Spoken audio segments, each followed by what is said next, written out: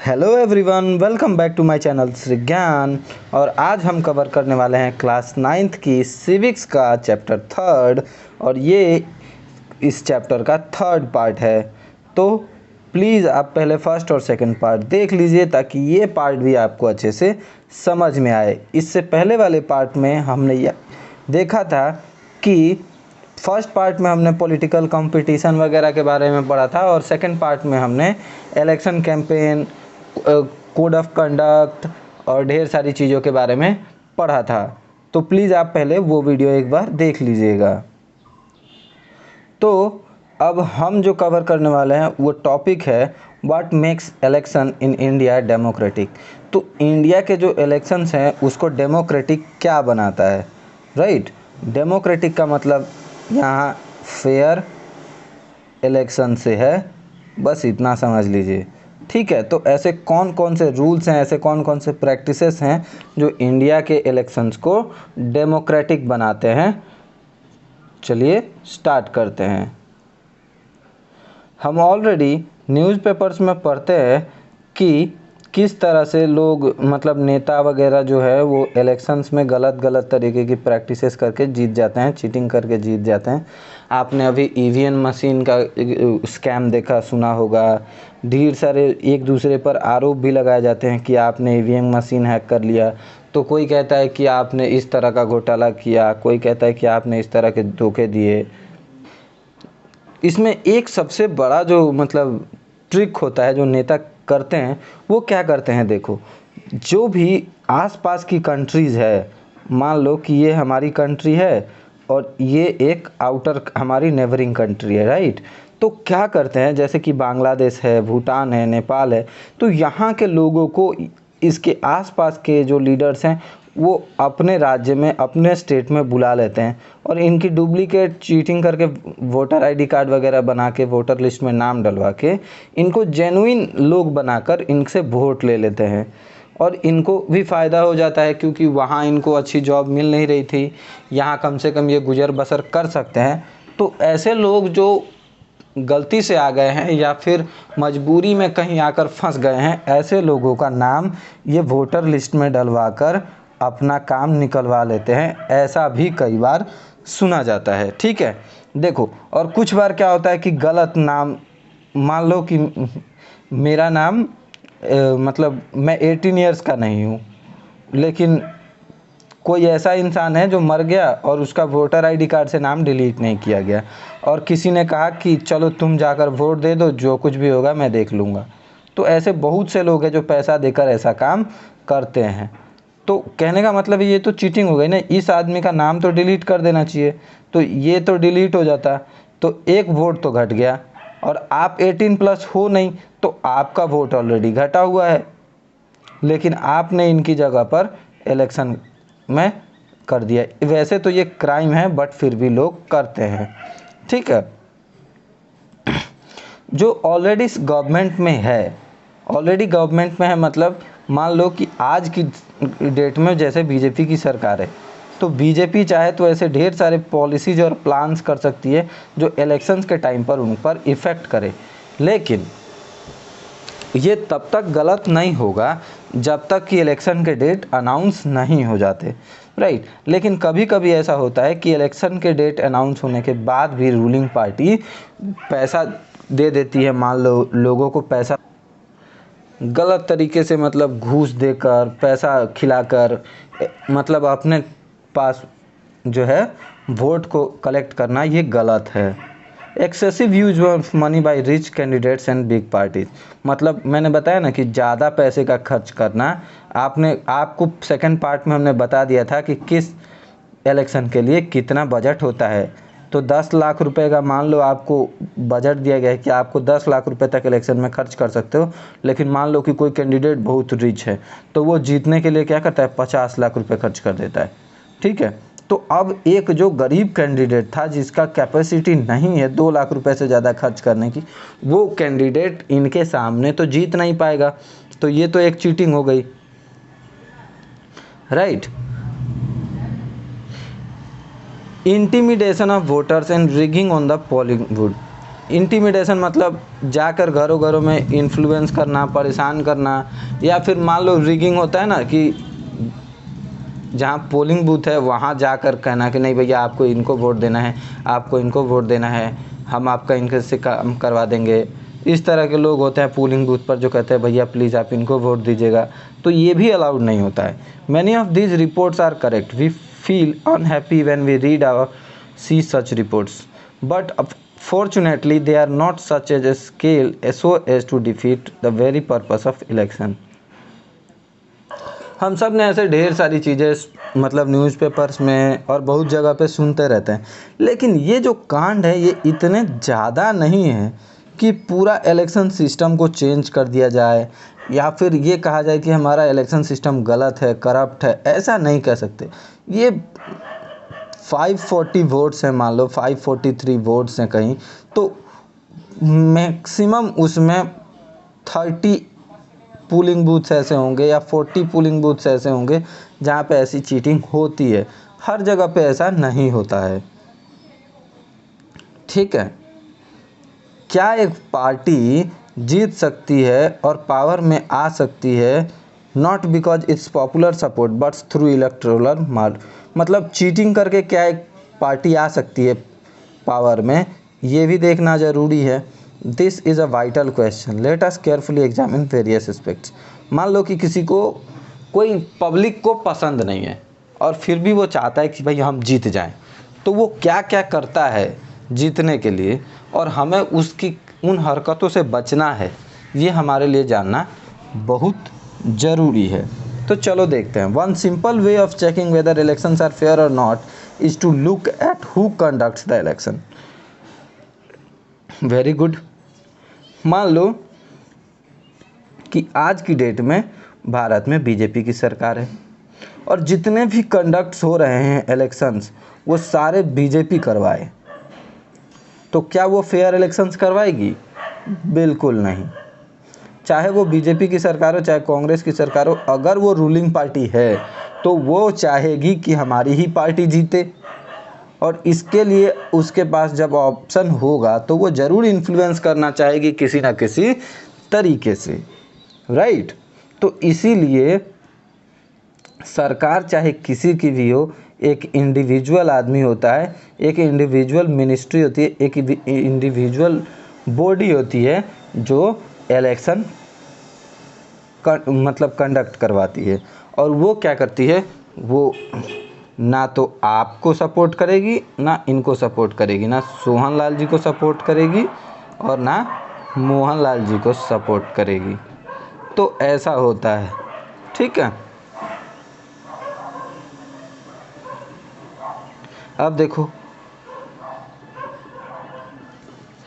Government जो है, जो रूलिंग पार्टी की सरकार है, जो आज की सरकार है, क्या वो उस बॉडी को प्रेशर कर दे सकती है कि नहीं आपको ऐसा ऐसा करना होगा ताकि हम जीत जाएं, आपको हमारा का हेल्प करना पड़ेगा, ऐसा कोई सपोर्ट या मतलब प्रेशर दे और ये भी देखना ज़रूरी है कि हमने जिसको वोट कंडक्ट कराने का, इलेक्शन कंडक्ट कराने का पावर दिया है, उसके पास क्या इतनी पावर है कि वो इलेक्शंस को ईमानदारी से करवा पाए। ये देखना बहुत ज़रूरी है ना,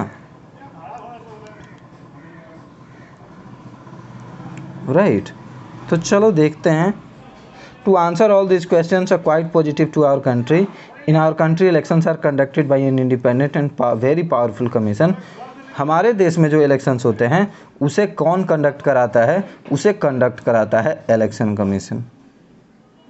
और ये सच में एक इंडिपेंडेंट बॉडी है। इंडिपेंडेंट बॉडी का मतलब है कि ये ना तो बीजेपी को सपोर्ट कर सकती है, ना कांग्रेस को सपोर्ट कर सकती है, ना आम जनता पार्टी को, ना केला जनता पार्टी को, किसी को सपोर्ट नहीं कर सकती। ये इंडिपेंडेंट रहती है, ठीक है। अब it enjoys the same kind of independence that the judiciary enjoy। Judiciary का मतलब न्यायालय जो है वो जिस तरह की सुविधाएं न्यायालय को मिलती हैं उसी तरह इलेक्शन कमीशन को भी मिलती हैं। न्यायालय कभी भी ये नहीं कहता कि हम बीजेपी के सपोर्ट में काम करेंगे और केजीपी के सपोर्ट में नहीं करेंगे। ठीक है, तो इस तरह से कभी भी जुडिशरी काम नहीं करता है। ठीक है, वो सिर्फ और सिर्फ किस चीज़ पे काम करता है, फैक्ट्स पे। कहते हैं ना, सबूतों को मद्देनज़र रखते हुए हम ये फैसला सुनाते हैं। तो जो जुडिशरी होती है वो किस चीज़ को मद्देनज़र रखती है, हमेशा फैक्ट्स को मद्देनज़र रखती है। वो इस बात से मैटर नहीं करता है कि आप अमीर हो, गरीब हो, किस पार्टी के हो, इससे उन्हें ज़्यादा नहीं होता है।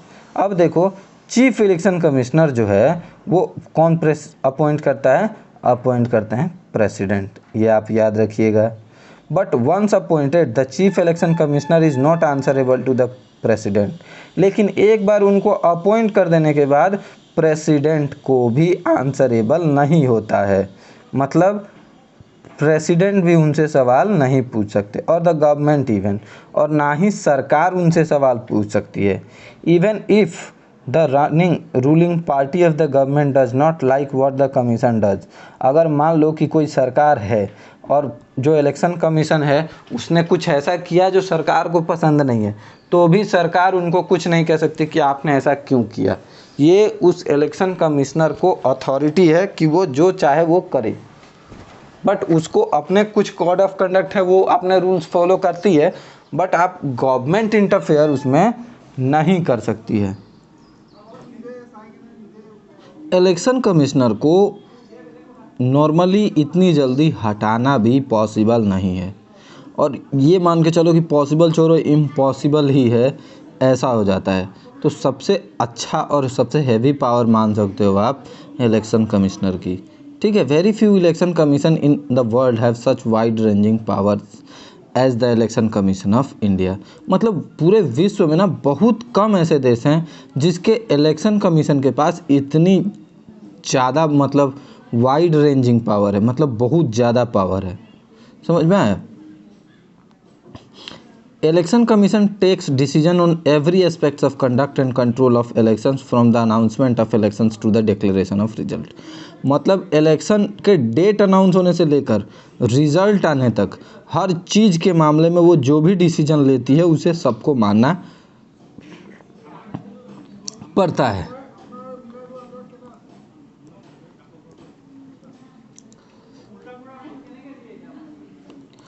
अगर कोई भी कैंडिडेट अगर गलती करता है तो उसे पनिश भी करती है। कोड ऑफ कंडक्ट के बारे में हमने सेकंड पार्ट में बता दिया है, तो आप वहाँ से देख सकते हैं। ठीक है, और मान लो कि इलेक्शंस चल रहे हैं। ठीक है, elections during the period the election can order the government to follow some guidelines. मतलब इलेक्शन कमीशन उस समय भी आपको ऑर्डर दे सकती है गवर्नमेंट को कि आपको ये बात हमारी माननी पड़ेगी। ठीक है, जिससे कि गवर्नमेंट जो अपना मिसयूज करती है पावर का वो नहीं कर सके।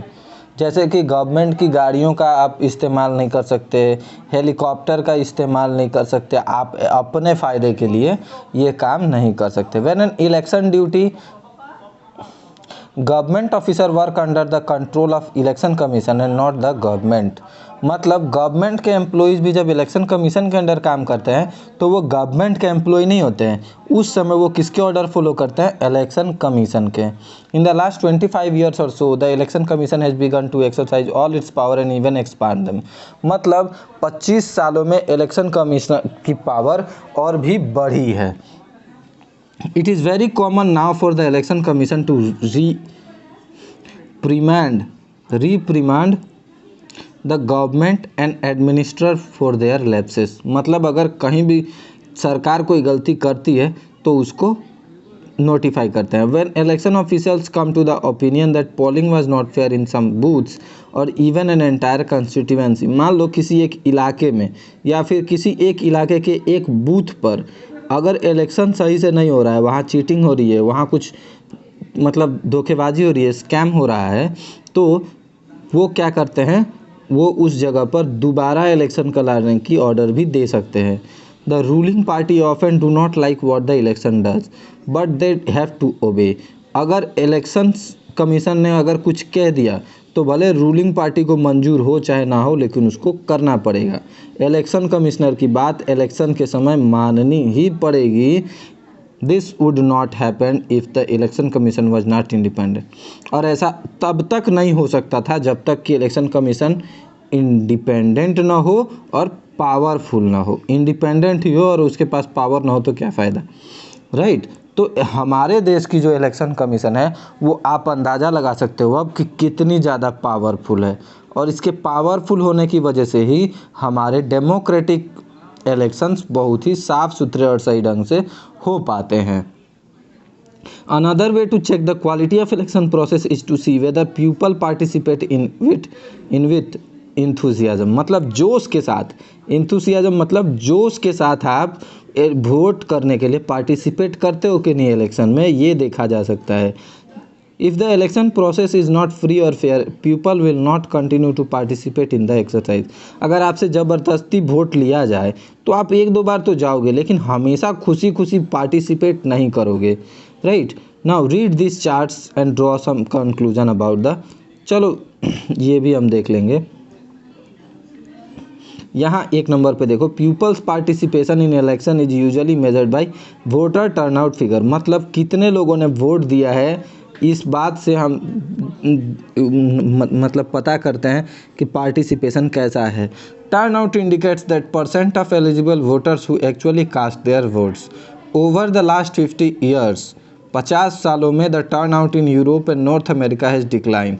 मतलब जितने लोग वोट देने चाहिए उसमें वृद्धि नहीं हुई है, उसमें डिक्लाइन हुआ है। मान लो 100 लोग हैं जो हम 18+ हैं, तो 100 के 100 को वोट देना चाहिए, लेकिन हर साल मान लो कि 10 साल में 90 लोगों ने वोट दिया, उसके बाद 80 लोगों ने वोट दिया, उसके बाद 70 लोगों ने, तो इस तरह से नॉर्थ अमेरिका और यूरोप में ये जो एंथुसियाज्म है, पार्टिसिपेशन है इलेक्शन में, वो कम होता जा रहा है। ठीक है, ये देखो,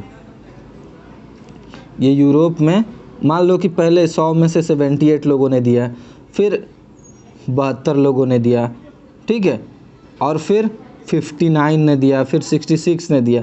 लेकिन अगर हम इंडिया की बात करें तो देखो धीरे धीरे बढ़ रहा है।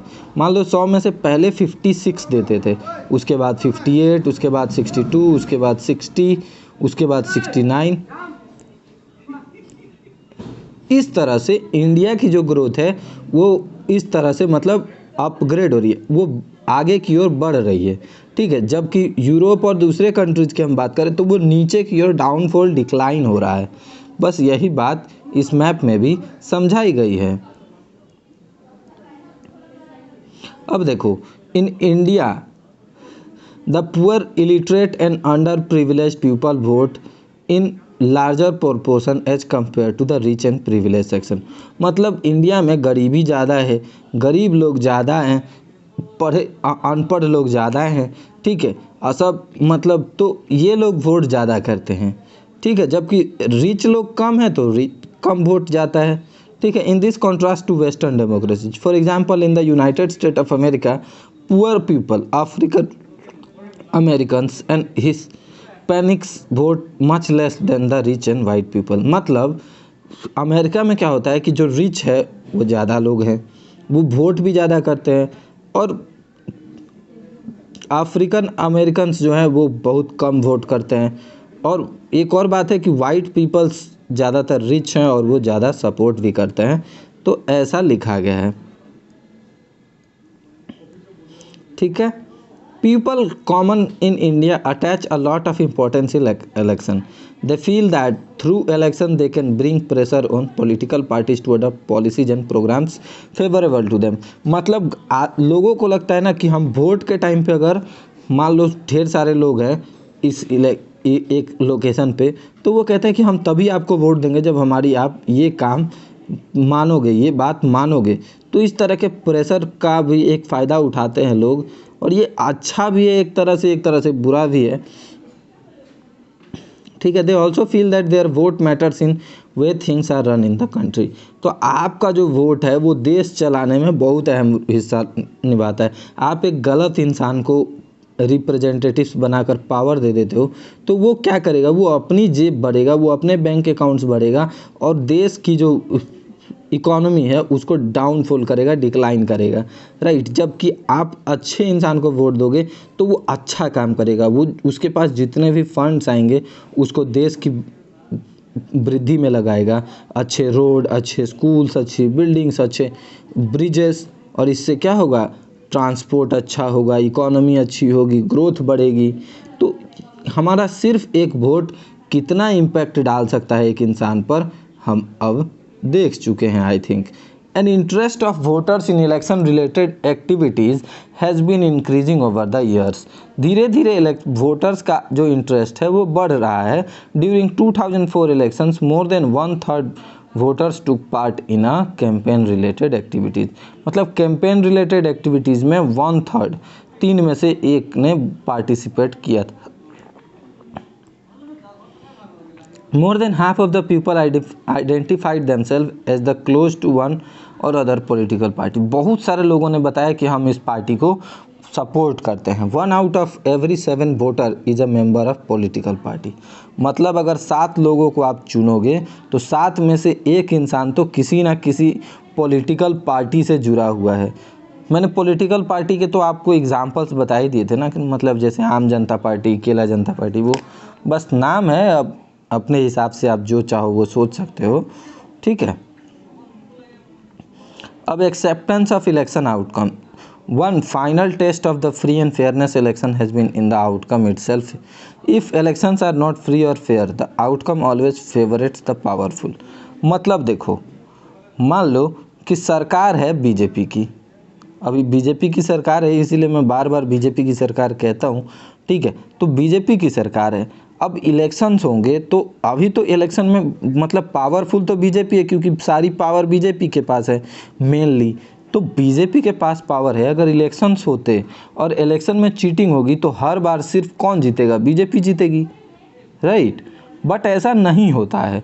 अभी अभी आप कोलकाता के इलेक्शंस की देखोगे तो कोलकाता के इलेक्शंस में बीजेपी को बहुत ज़्यादा सीट्स नहीं मिली थी, बहुत अच्छी, मतलब उनको बहुत अच्छे रिजल्ट्स नहीं मिले थे। तो ये एक दिखाता है कि नहीं, पीपल जो पॉपुलर कैंडिडेट्स हैं, जो पॉपुलर रिप्रेजेंटेटिव्स हैं, उनको आज भी वोट देती है, और वोट फेयर होते हैं, ये भी पता चलता है इस चीज़ से, ठीक है।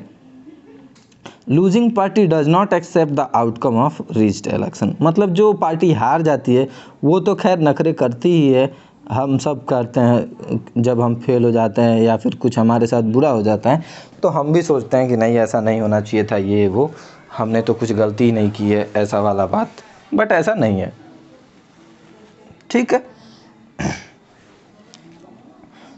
अब the ruling party routinely lose election in India both at the national and state level, ठीक है। In fact in every 2 out of 3 election held in the last 25 year the ruling party lost। मतलब 25 सालों में ज़्यादातर ऐसा होता है कि रूलिंग पार्टी 3 में से 1 बार तो ज़रूर हार जाती है, ठीक है। In the US an incumbent or sitting elected representatives rarely loses an election। मतलब अमेरिका में ऐसा बहुत कम होता है कि जिसके पास पावर है, जो इलेक्शन में है, जो ऑलरेडी रूलिंग पार्टी है, वो बहुत कम होता है ऐसा कि वो हारे। लेकिन इंडिया में ऐसा होता है कि अगर आपने थोड़ी सी भी गड़बड़ी करी तो आप हार सकते हो। देखो, sitting MPs and MLAs lose elections, और वो कितने, हाफ, यानी कि 50%। मतलब आज अगर हमारे देश में 100 नेता है जो इलेक्शन में जीतकर एमपी बने हैं, मेंबर ऑफ पार्लियामेंट बने हैं, तो ये गारंटी नहीं है, लेकिन एटलीस्ट ये हम अंदाज़ा लगा सकते हैं कि लगभग 40 लोग तो पक्का हारने वाले हैं अगले इलेक्शन में, ठीक है। तो बस यही फैक्ट है और यही बात हम बताना चाहते हैं। Candidates who are known to have spent a lot of money on buying votes, those with non-criminal connections often lose elections। बहुत सारे लोगों को लगता है कि हमारे पास बहुत सारा पैसा है, हम बहुत सारा पैसा खर्च कर देंगे इलेक्शन में और लोगों को पैसा दे देकर वोट खरीद लेंगे, तब भी ऐसा नहीं होता है, बहुत सारे लोग हार जाते हैं, ठीक है। Barring very few disputed elections, the electoral outcomes are usually accepted as people's verdict by the defeated party। लेकिन एक बार जब इलेक्शन हो जाता है, रिजल्ट्स आ जाते हैं, तो हारी हुई पार्टी को ये बात माननी ही पड़ती है कि भैया आपने काम सही नहीं किया था और आप हार गए हो, ये बात अब कोई ऑप्शन नहीं रहता है उनके पास।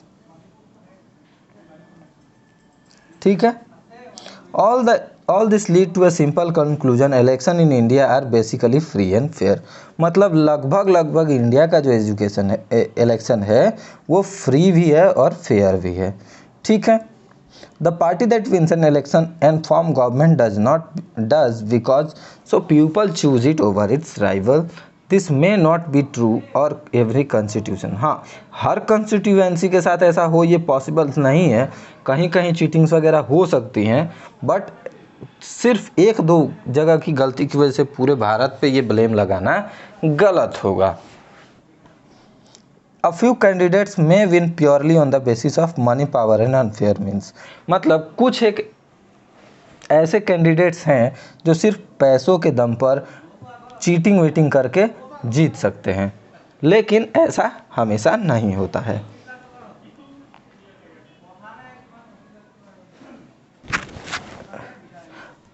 तो अब आपको आई थिंक अच्छे से पता चल गया होगा कि इंडिया में जो ये रूल्स हैं, जो इलेक्शन कमीशन के पास रूल्स हैं, ये हमारे देश के इलेक्शंस को डेमोक्रेटिक बनाते हैं। इसका एक रीज़न ये भी है कि हमारा इलेक्शन कमीशन इंडिपेंडेंट है, राइट। और एक और रीज़न ये भी है कि उसके पास बहुत ज़्यादा पावर है, वो पावरफुल है, ये भी एक रीज़न है। और भी जो बातें हैं ये आप मेंशन कर सकते हो अपने आंसर्स में। लेकिन अभी एक बात और है जो बहुत सोचने वाली बात है। मान लो कि हम सोचते हैं कि सोहन के पापा बहुत अच्छे आदमी हैं। मान लो कि सोहन के पापा इलेक्शन में खड़े हैं, ठीक है, और हम सोचते हैं कि ये सोहन के पापा बहुत अच्छे आदमी हैं, ठीक है। तो अब ये सोच कर देखो कि हमको कैसे पता कि ये अच्छे आदमी हैं, हमको कैसे पता चला? हम तो सिर्फ इस बात से अंदाज़ा लगा सकते हैं कि न्यूज़पेपर में इनके बारे में हमेशा तारीफ़ सुनने को मिलती है, डिबेट्स में जब भी जाते हैं तो न्यूज़ चैनल्स पे ये जीत जाते हैं, राइट, न्यूज़ डिबेट्स में जीत जाते हैं। फिर मान लो कि हर जगह इनकी वाह ही सुनने को मिलती है। तो इसका एक चेहरा तो ये है कि हमें दिखाई दे रहा है कि हाँ, न्यूज़पेपर भी इनका सपोर्ट कर रहा है, न्यूज़ चैनल्स भी इनके सपोर्ट कर रहे हैं, लोग भी इनकी तारीफ़ कर रहे हैं, राइट। लेकिन क्या पता इन्होंने न्यूज़पेपर वालों को पैसा दिया हो कि भैया आपको सिर्फ मेरी अच्छाई दिखानी है, बुराई दिखानी ही नहीं है। न्यूज़ चैनल वालों को भी ऐसा पैसा दिया गया हो, कुछ लोगों को इन्होंने जानबूझकर ढेर सारे पैसे खिलाकर कहा हो कि आप मेरी तारीफ़ करो हर जगह, ऐसा भी तो हो सकता है ना। तो ये जो चीज़ें हैं ये इलेक्शंस पे मैटर करती हैं। ये बात तो सही नहीं है कि अगर किसी के पास बहुत सारा पैसा है तो वो हर एक इलेक्शन जीत ही जाएगा। लेकिन हाँ, अगर उसके पास पैसा है तो वो कुछ ऐसे काम कर सकता है जिससे उसको फ़ायदा हो, जो कि छोटी मोटी जो पार्टीज़ हैं या फिर जो छोटे मोटे इंडिपेंडेंट कैंडिडेट्स हैं वो ज़्यादा पैसा खर्च कर नहीं पाते, वो अपना एडवर्टाइजमेंट ज़्यादा नहीं कर पाते, वो न्यूज़ चैनल्स को पैसा नहीं दे पाते कि भैया आप मेरा एडवर्टाइजमेंट करो, वो ज़्यादा बड़े बैनर्स नहीं लगा पाते, वो होर्डिंग्स नहीं लगा पाते बड़े बड़े, ठीक है, वो कुछ काम नहीं कर पाते कहीं इलेक्शंस आने से पहले ज़्यादा अपने दम पर। तो ऐसे में थोड़ा सा एडवांटेज मिलता है अमीर जो कैंडिडेट्स हैं उनको, राइट। भारत के ही कई ऐसे राज्य हैं जहाँ पर क्या होता है ना कि कुछ क्रिमिनल ऐसे होते हैं, क्रिमिनल जिनके कनेक्शंस होते हैं, वो क्या करते हैं कि कहते हैं अरे अपना इलेक्शन का टिकट काटो, मतलब आप इलेक्शन से हट जाओ अदरवाइज आपको जान से मार देंगे, आपके बेटे को जान से मार देंगे, आपके वाइफ को जान से मार देंगे। इस तरह की धमकियां देकर कुछ लोग हटा देते हैं, या फिर कुछ लोग मरवा भी देते हैं, जान से मार देते हैं कि भैया अब ट्रक वाले को पैसा दे दिया और बोला कि इनको जान से मार दो। अब ट्रक वाले ने एक्सीडेंट करके ट्रक वाला भाग गया। अब ढूंढते रहिए आप, तब तक ये इलेक्शन में जीत जाएंगे और ये जो ट्रक ड्राइवर था ये इनका दोस्त बन के कहीं आराम से मौज करेगा।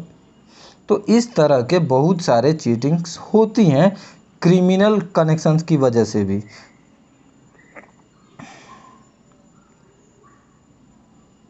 कहीं कहीं ऐसा भी होता है कि कुछ फैमिलीज़ को डोमिनेट मतलब बहुत ज़्यादा फ़ायदा होता है, ठीक है।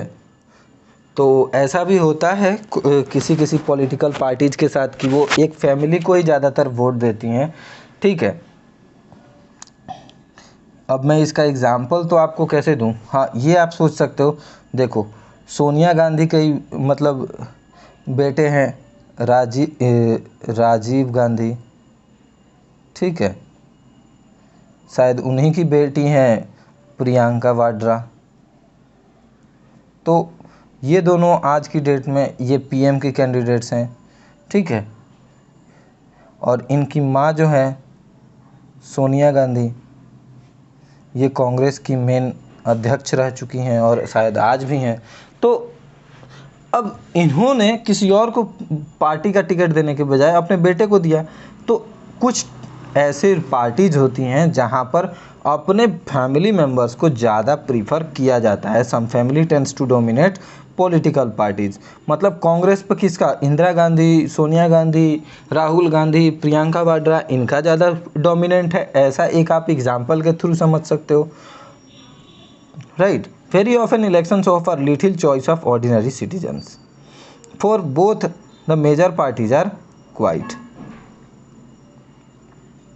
Smaller parties and independent candidates suffer a huge disadvantage compared to, देखो बड़ी पार्टीज़ के जो कैंडिडेट्स होते हैं ना, उनके पास एक तो सबसे पहले बड़ी पार्टीज़ का नाम होता है ऑलरेडी कि भाई ये तो इस पार्टी के सपोर्टर कैंडिडेट हैं, तो इनको ज़्यादा एडवर्टाइजमेंट करनी नहीं पड़ती और इनके पास पैसा इतना ज़्यादा होता है कि ये और ज़्यादा एडवर्टाइजमेंट करते हैं। स्मॉलर पार्टीज़ के साथ प्रॉब्लम ये है कि ये एक तो उतने पॉपुलर नहीं है, ठीक है, एक तो ये ऑलरेडी उतने पॉपुलर नहीं है, इनका बजट इतना ज़्यादा नहीं है कि ये एडवर्टाइजमेंट पे ज़्यादा खर्चा कर पाएँ। तो दोनों तरफ से इनको प्रॉब्लम हो जाती है।